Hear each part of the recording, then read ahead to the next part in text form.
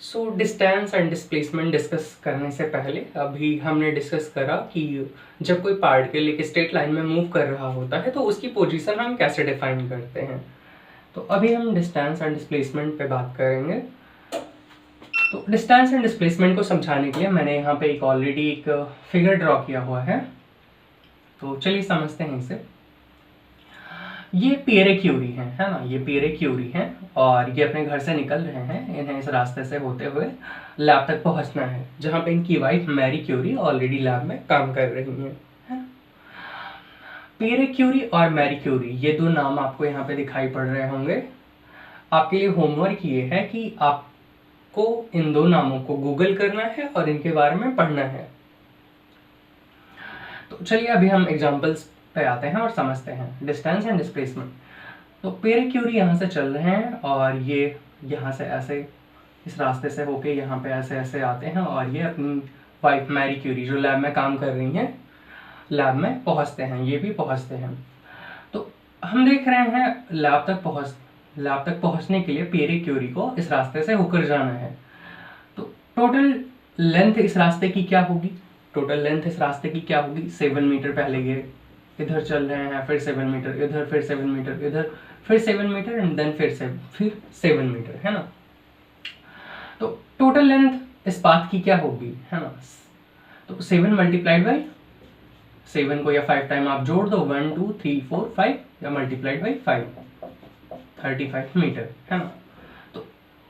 तो यहाँ पे हम देख रहे हैं पिएरे क्यूरी को लैब तक पहुँचने के लिए 35 मीटर का रास्ता तय करना पड़ रहा है।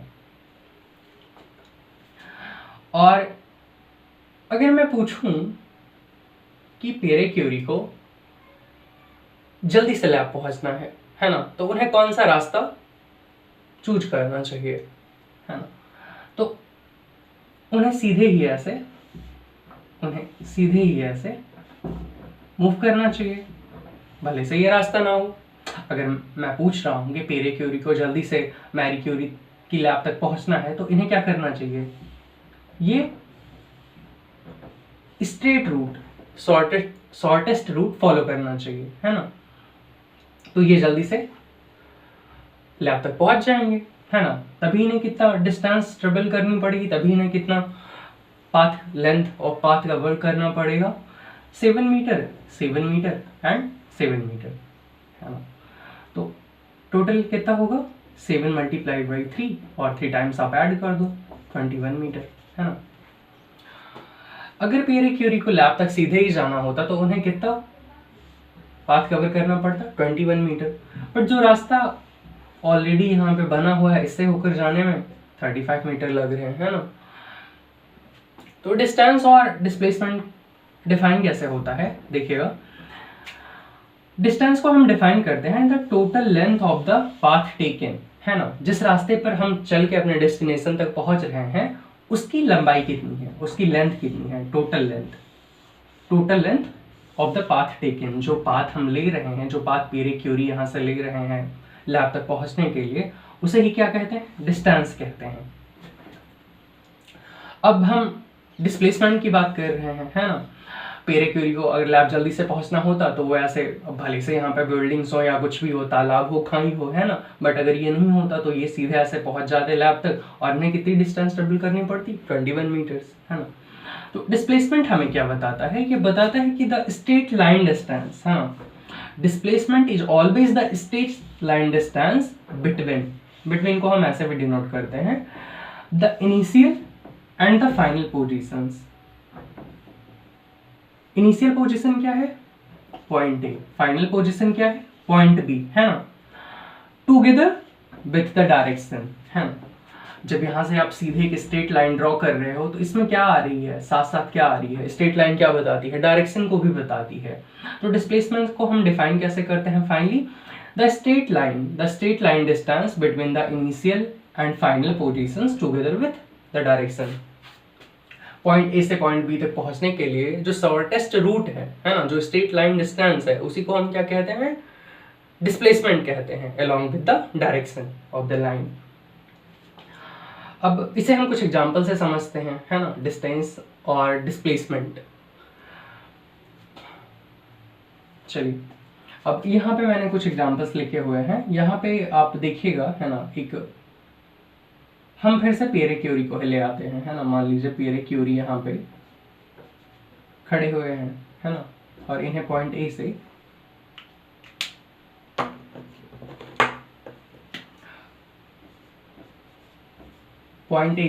बी तक जाना है, फिर बी से सी तक जाना है, फिर सी से फिर ये पॉइंट बी पे आ रहे हैं। तो डिस्टेंस यहाँ पे कितनी होगी? डिस्टेंस क्या होगी? The total length of the path taken, है ना। तो total length of the path taken कितना है यहाँ पे? पहले आप बी से 7 मीटर जा रहे हो, फिर बी से सी 7 मीटर जा रहे हो, फिर 7 मीटर जा रहे हो, है ना, फिर सी से बी तक आने के लिए कितना? 7 metre. So total path taken यहाँ पे कितना हो गया? 7 3 टाइम्स, है ना। आप ऐड करोगे तो कितना हो जाएगा? 21 मीटर। और डिस्प्लेसमेंट क्या होगा? डिस्प्लेसमेंट क्या होता है ना? Straight line distance between the initial and final positions, है ना। तो यहाँ पे देखिए, स्ट्रेट लाइन डिस्टेंस हमें निकालना है इनिशियल एंड फाइनल पोजीशन के बीच।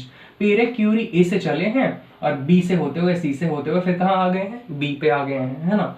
तो straight line distance initial position A से और बी के बीच कितनी होगी? 7 मीटर्स की होगी, है ना, जैसे कि दिखाई पड़ रहा है। तो डिस्प्लेसमेंट कितना होगा यहाँ पे? 7 मीटर। ठीक इसी तरीके से, है ना, दूसरे एग्जांपल्स में हम चलते हैं। मान लीजिए अभी पियरे क्यूरी एक सर्कुलर पाथ पे मूव कर रहे हैं, है ना, जिसकी रेडियस कितनी है? 7 मीटर है।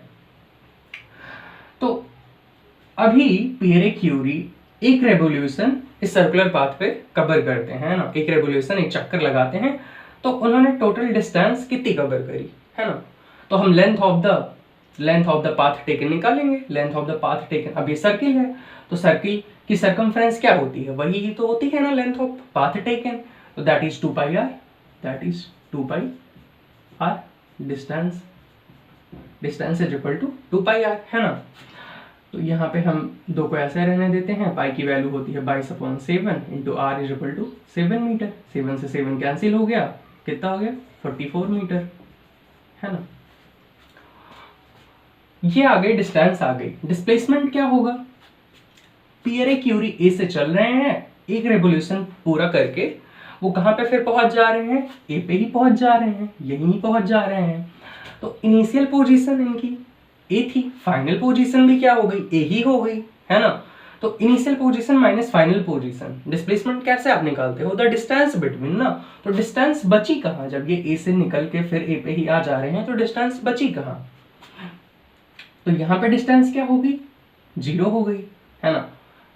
Between initial position and final position distance क्या हो जा रही है? 0 हो जा रही है, दैट इज डिस्प्लेसमेंट, है ना।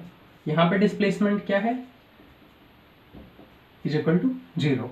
ठीक, ऐसे ही थर्ड एग्जांपल। अब मान लीजिए पियरे क्यूरी को हाफ रेवोल्यूशन ही कंप्लीट करना है ना। इस बार इन्हें हाफ रेवोल्यूशन ही कवर करना है और इन्हें पॉइंट ए से पॉइंट बी तक पहुंचना है। अगेन इस सर्कुलर पाथ की रेडियस क्या है? 7 मीटर है। अब ये यहां से चलते हैं और यहाँ पे आके रुक जाते हैं। अभी यहाँ पे डिस्टेंस कितनी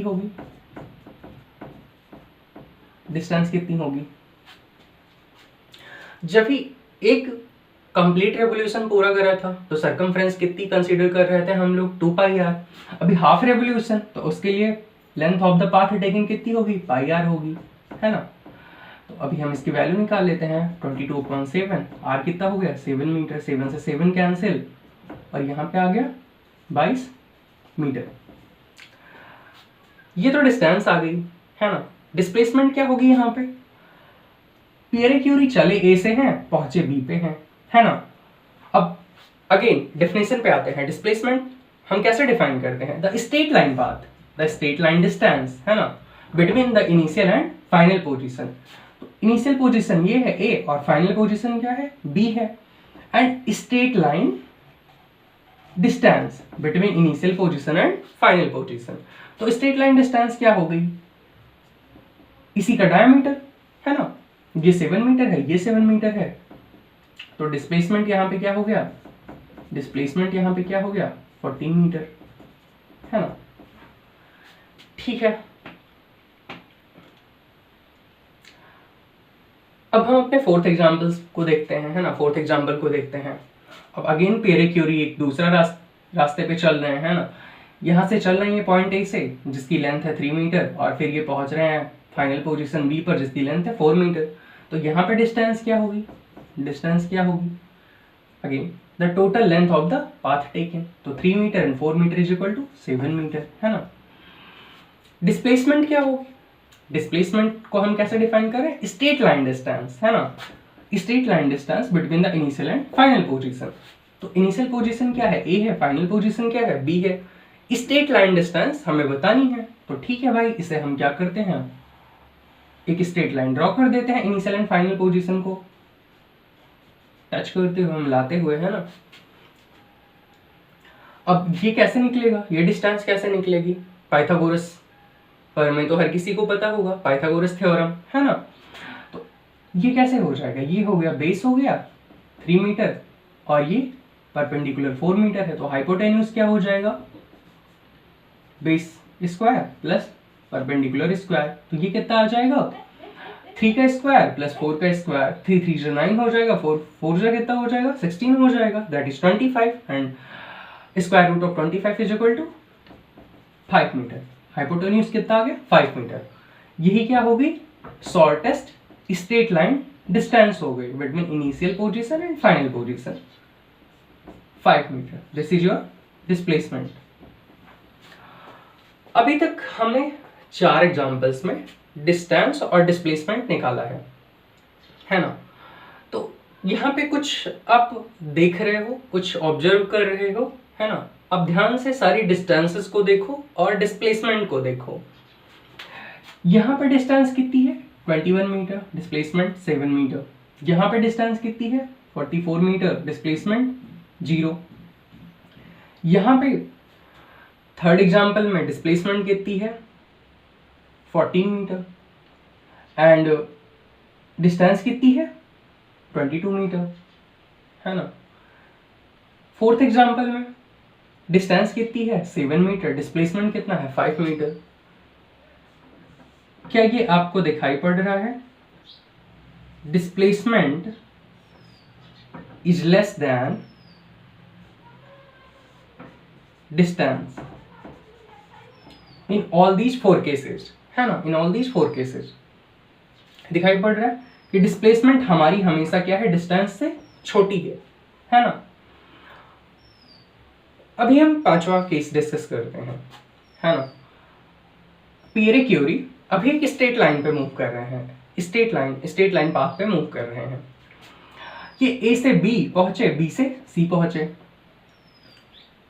इन्होंने ट्रेवल करा 7 मीटर, फिर पर ट्रेवल करा 7 मीटर। तो डिस्टेंस क्या हो गई, total length of the path taken, distance क्या आ गई, 14 मीटर। डिस्प्लेसमेंट हम कैसे निकालते हैं, the straight line distance between the initial and final position.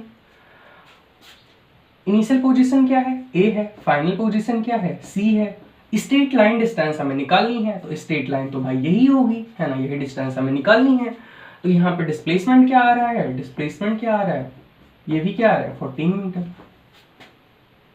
ये ऑब्जर्वेशन हमारी डिफरेंट है। यहाँ पे हम क्या देख रहे हैं, इसे हम ए बोल देते हैं, रिजल्ट ए, इसे हम बोल देते हैं B. Displacement is equal to distance.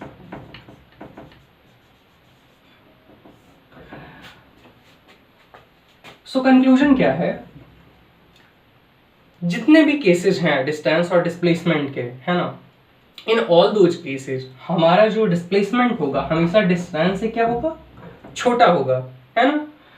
But when our object और be moving in a straight line path, moving on a straight line path, straight line path पे हम जब मूव कर रहे हैं, है ना, और हम वापस नहीं लौट रहे हैं, सिर्फ without changing our direction, if we are moving on a straight line path without changing our direction, तो उस कंडीशन में, उस केस में क्या होगा, हमारा डिस्प्लेसमेंट ऑलवेज इक्वल होगा डिस्टेंस के, है ना। The magnitude of displacement is equal to the magnitude of distance, जैसा कि यहाँ पे हमने देखा, है ना। मैग्नीट्यूड ऑफ डिस्प्लेसमेंट कितना है, 14 मीटर, और मैग्नीट्यूड ऑफ डिस्टेंस कितना है, that is also 14 metre. Clear?